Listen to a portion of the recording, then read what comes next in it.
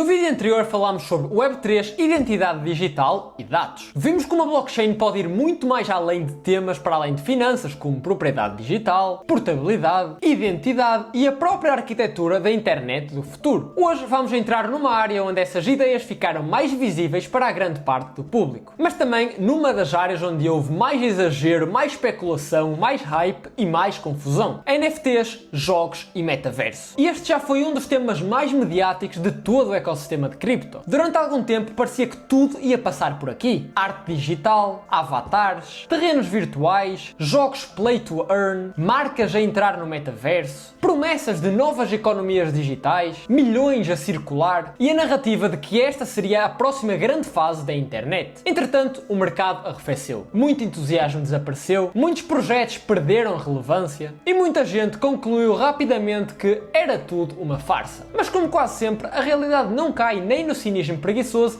nem no entusiasmo cego. E por isso mesmo, neste vídeo vamos nos focar em 4 pontos: o que foi ruído, o que é real, que casos podem ter futuro e o que evitar. A ideia é conseguir perceber e separar o que de facto é infraestrutura com potencial do que foi apenas ruído, porque jogos, NFTs e o metaverso foram muito provavelmente uma das maiores lições do mundo de cripto. Uma tecnologia pode ter ideias relevantes por trás, mas ser utilizada para apenas alimentar uma bolha e especulação. Vamos começar pelo princípio. NFT significa Non-Fungible Token, ou em português, token não fungível. E isto significa que estamos a falar de um ativo digital único ou distinguível, ao contrário de um ativo fungível como o Bitcoin, Ethereum ou stablecoins, onde todas as unidades são iguais umas às outras. Um NFT pode representar algo específico. Pode ser uma obra digital, um bilhete, um item de jogo, um acesso, uma credencial, um registro de pertença, uma licença, um domínio digital ou um objeto colecionável. O mais importante é perceber que um NFT por si só não é nenhuma prova de valor. É simplesmente uma forma técnica de representar singularidade ou distinção entre um ativo digital. E durante o hype de especulação, muita gente confundiu o formato técnico com o valor económico, como se automaticamente, apenas por algo ser um NFT, tivesse logo valor ou escassez ou alguma utilidade real. Mas isso não é verdade. Um NFT é apenas um formato. O que interessa é o que é que isso representa, que utilidade é que tem, que contexto cultural ou económico sustenta e que procura real é que existe à sua volta. E é aqui que começa a diferença entre ruído e substância.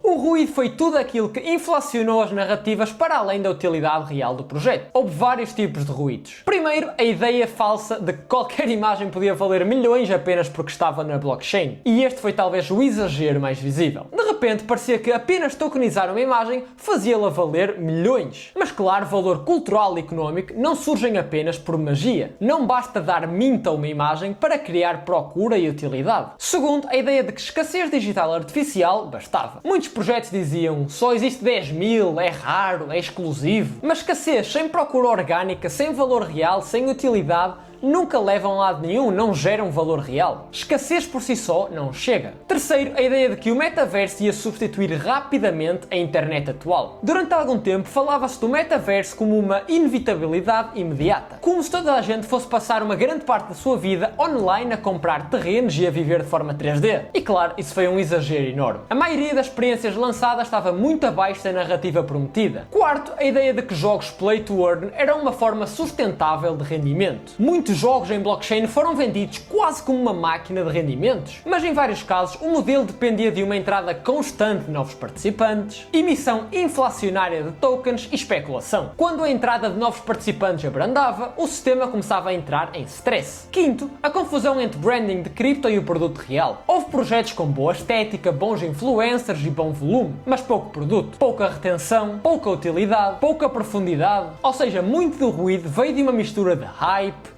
FOMO, marketing, escassez artificial e a extrapolação excessiva de tendências ainda imaturas.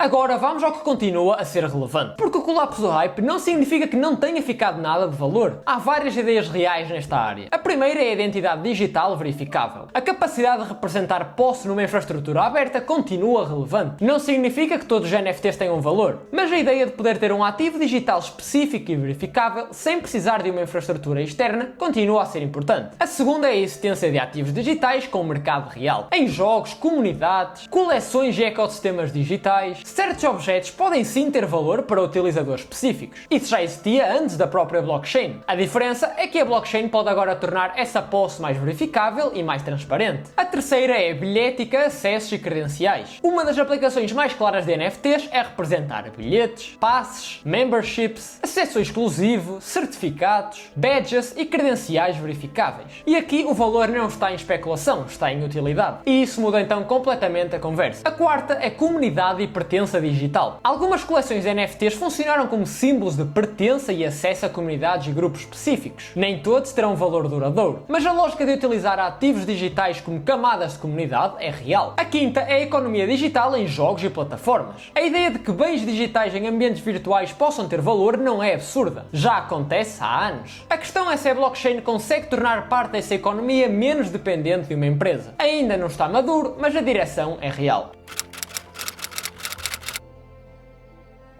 Jogos são uma das coisas mais interessantes porque misturam duas áreas, tempo e economia. As pessoas já investem tempo, dinheiro e atenção em jogos há muitos anos. Compram skins, compram passes, compram itens, constroem contas, ganham reputação, criam comunidades, passam horas em mundos digitais. Ou seja, não é absurdo imaginar que parte dessa economia possa continuar a evoluir. O problema é que muitos projetos de jogos na blockchain focaram-se demasiado na economia e esqueceram completamente o jogo. E isso, claro que é fatal, porque um bom jogo não existe para distribuir tokens. Existe sim para ser divertido e socialmente recompensador. Se o jogo só funcionar enquanto existir incentivo económico artificial, então provavelmente não é um bom jogo. É apenas uma estrutura de extração mascarada de gaming. O futuro dos jogos de blockchain, se existir, não virá certamente de earn first. Virá sim de game first. Primeiro, o jogo tem de ser bom. Primeiro, a experiência tem de fazer sentido. Primeiro, a retenção tem de ser orgânica. E só depois, a camada económica pode sim acrescentar valor.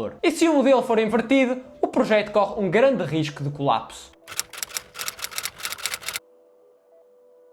O modelo clássico de Play to Earn teve um problema estrutural. Muitos utilizadores estavam lá mais pelo rendimento do que pelo próprio jogo. E claro, isso cria uma dinâmica frágil. A motivação principal deixa de ser a qualidade da experiência e passa a ser apenas a extração económica. Quando isso acontece, o sistema passa a depender de novos utilizadores, novos fluxos de capital e manutenção artificial da narrativa. Por isso, modelos mais saudáveis podem ser algo como Play and Own to Play ou simplesmente jogos normais com propriedade digital real. E isto faz mais sentido. Em vez de oferecer salários, o jogo oferece sim itens realmente teus, mercado secundário, portabilidade parcial, maior envolvimento comunitário e economia mais próxima do utilizador. Isto claro que não garante sucesso, mas é muito mais saudável do que utilizar apenas rendimentos como motor de adoção. O metaverso foi talvez a palavra que acumulou mais ruído. Foi usada para descrever quase tudo.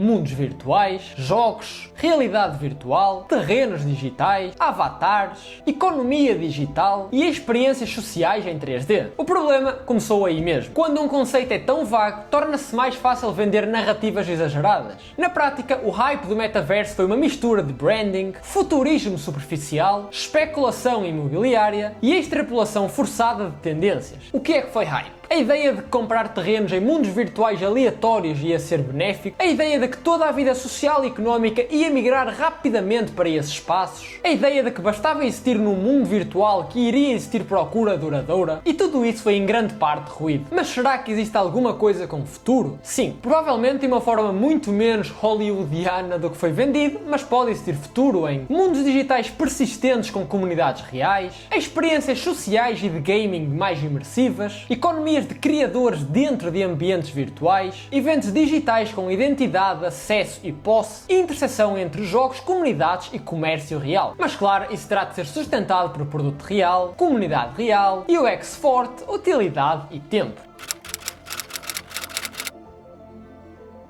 Então, que casos é que podem realmente ter futuro? e eu destacaria 5. Primeiro, bilhetes e acessos. NFTs podem funcionar como bilhetes para eventos, memberships, passes de comunidade, acessos premium ou credenciais de participação. E aqui a utilidade é objetiva. Segundo, itens de jogos com verdadeira utilidade. Se um jogo for verdadeiramente bom, pode fazer sentido que certos itens, skins ou ativos tenham propriedade real e um mercado secundário. E aliás, isso já acontece há muitos anos, por exemplo, no Counter-Strike. Mas isso tem de servir o jogo e não ao contrário. Terceiro, identidade e reputação digital. Ativos digitais podem funcionar como prova de participação, histórico, pertença ou reputação em comunidades e ecossistemas. Isto pode ser útil para comunidades online, DAOs, eventos, plataformas de criadores e programas de loyalty. Quarto, licenças, credenciais e certificados. Há potencial em utilizar infraestruturas verificáveis para representar certificados, diplomas, comprovativos, licenças e credenciais profissionais ou formativas. Quinto, propriedade digital integradas em ecossistemas maiores. O futuro mais sólido talvez venha de projetos onde o objetivo não é unicamente ser apenas um NFT. Pode vir de ecossistemas onde a propriedade digital é apenas uma camada de algo muito maior. Menos foco no objeto isolado e mais foco no ecossistema onde esse objeto vive. Agora, o que evitar? Primeiro, projetos onde o único argumento é a escassez. Se a narrativa é apenas é raro, está cedo, então já é um sinal de alerta. Isto porque escassez sem utilidade e procura real não sustenta o valor ao longo do tempo. Segundo, jogos onde a promessa principal é o rendimento. Se o ganho principal é ganha dinheiro a jogar, desconfia. O produto muito provavelmente está mais focado em captação económica do que em desenvolver o próprio jogo. Terceiro, metaversos vazios com valuations absurdas. Terrenos virtuais ou espaços virtuais sem utilizadores reais, sem retenção e sem cultura, são um exemplo claro de narrativa à frente do projeto. Quarto, projetos dependentes apenas de influencers. Se a procura vem quase toda de marketing, celebridades, calls e buzz momentâneo, o risco é enorme. Quinto, confundir formato técnico com tese de investimento. O facto de alguma coisa ser um NFT, estar em blockchain ou Web3, não cria automaticamente valor. O que importa é sempre produto, contexto, procura, retenção, utilidade, cultura e sustentabilidade económica. Sexto, comprar apenas porque parece o próximo ciclo. Muita gente perde dinheiro porque está apenas a tentar repetir mecanicamente narrativas do ciclo anterior. Mas os mercados mudam, a procura muda, a liquidez muda e a atenção muda. E portanto, o que foi hype num ciclo pode nunca mais voltar com a mesma força. A pergunta certa a se fazer não é será que isto vai fazer 10 vezes? A pergunta deve ser sim, há utilidade real? Há retenção real? Cultura real? Há procura orgânica? Existe um modelo económico sustentável? Existe algo que continua a fazer sentido mesmo se o hype acabar? Se a resposta for não, provavelmente é ruído. Se a resposta for sim, então provavelmente existe algo que vale a pena observar com mais detalhe. Esta área está muito próxima de comportamento social e cultural. E por isso lembrem-se que valor aqui não é apenas técnico. É também memético, comunitário e contextual. E portanto, para perceber o que é real, não basta apenas olhar para tokenomics ou para o supply. É preciso também perceber pessoas, comportamento e produto. Mesmo com todos os excessos, esta área ensinou-nos coisas muito úteis. Ensinou que propriedade digital é uma coisa séria. Ensinou que economias digitais podem ser relevantes. Ensinou que comunidade e pertença podem ter a expressão significativa. Ensinou que jogo e incentivo económico não devem ser confundidos. E ensinou, acima de tudo, que hype tecnológico sem um produto real pode colapsar. Também deixou uma lição muito importante para a cripto em geral. Uma ideia pode ser estruturalmente relevante e ser abusada e utilizada de uma forma que a destrói completamente. Ou seja, o fracasso de muitos projetos não invalida automaticamente a infraestrutura de base, mas também não justifica repetir cegamente a mesma narrativa no ciclo seguinte. Se eu tivesse de resumir este vídeo numa frase, diria: NFTs, jogos e metaverso misturaram uma infraestrutura potencialmente interessante com demasiado hype e levaram a criar bolhas e ceticismo que muito provavelmente vai afetar o seu desempenho para sempre. Com este vídeo fechamos assim o módulo 5. Se viram todos os vídeos destes 5 módulos, acredito que já tenham um conhecimento teórico muito mais elevado do que a grande generalidade das pessoas que entram neste mundo. Mas agora chegou a parte de pôr as mãos na prática e ir aos detalhes da análise técnica, desde o básico até aos níveis mais avançados, que acredito que seja muito útil para todos vocês. E portanto, se tu não queres perder esta nova fase, deixa já aí o teu like, segue o canal e ativa as notificações, muito importante para não perderes os updates sempre que eu lançar vídeos.